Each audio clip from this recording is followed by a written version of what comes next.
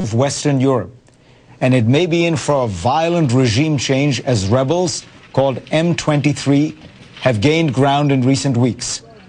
Congo was, of course, the setting for Joseph Conrad's Heart of Darkness, and that darkness hasn't really lifted in 110 years since the story was published. In the last 14 years alone, 5.4 million people have died in Congo as a result of conflict and humanitarian crisis. The New York Times terrific East Africa bureau chief, Jeff Gettleman, joins me now from Nairobi. He filed this week from the front lines of this dramatic story. Jeff, why is it that this crisis seems to be heating up? You point out that the government's army is losing battle after battle, in fact, being routed in battle after battle by these rebels. I think this is really an issue of state failure. I've been covering Congo for about 6 years, and I've seen the country get weaker and weaker since I began. There was a big election in 2006 that created a lot of hope and enthusiasm that things are really turning around. They haven't. Since then, the government has become more authoritarian, more corrupt. There's been more rebel groups. And what we're seeing in the East is a symptom. It's both a symptom and a cause. It's a symptom of this very weak state that can't control its own territory, that just watched these couple hundred rebels march into one of the biggest countries in the biggest cities in the country, and they didn't do much about it.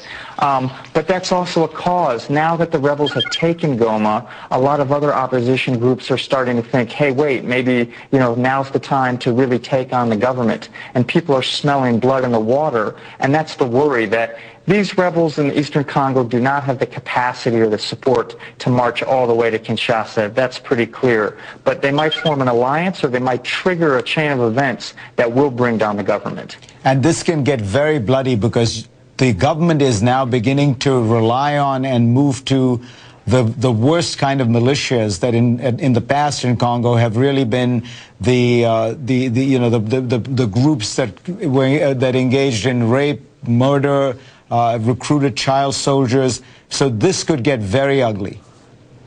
Well, that's a really good point. I mean, both sides have horrendous human rights records. The government is now teaming up with this group called the FDLR, which is the remnants of the Hutu army that committed a genocide in Rwanda in 1994.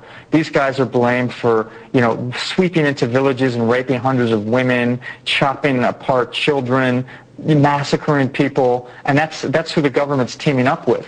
On the other side, the rebels have been accused of executing civilians, of going into villages and pulling people out of their huts in the middle of the night and shooting them in the head. So Congo is really this, it's like this cauldron of abuses on a scale that's unlike just about anywhere else in the world.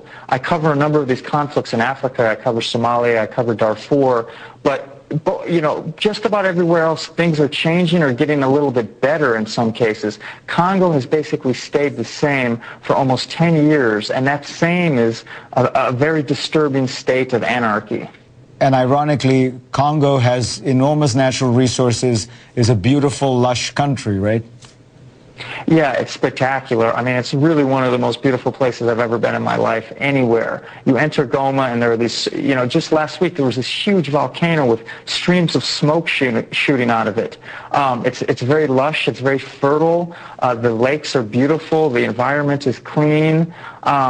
It's blessed with mineral riches, gold, timber, diamonds, coltan, copper, I mean, just about everything. So that's part of the reason why we're seeing this fight. And the U.S. government has tried to get their hands around this by recently passing this,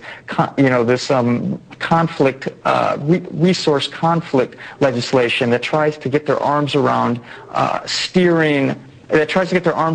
better regulating the minerals that come out of Congo. But that hasn't really worked, and it's not purely a mineral issue. It's a lot about power and control and ethnic politics, and that's why this is so complicated and keeps going on and on.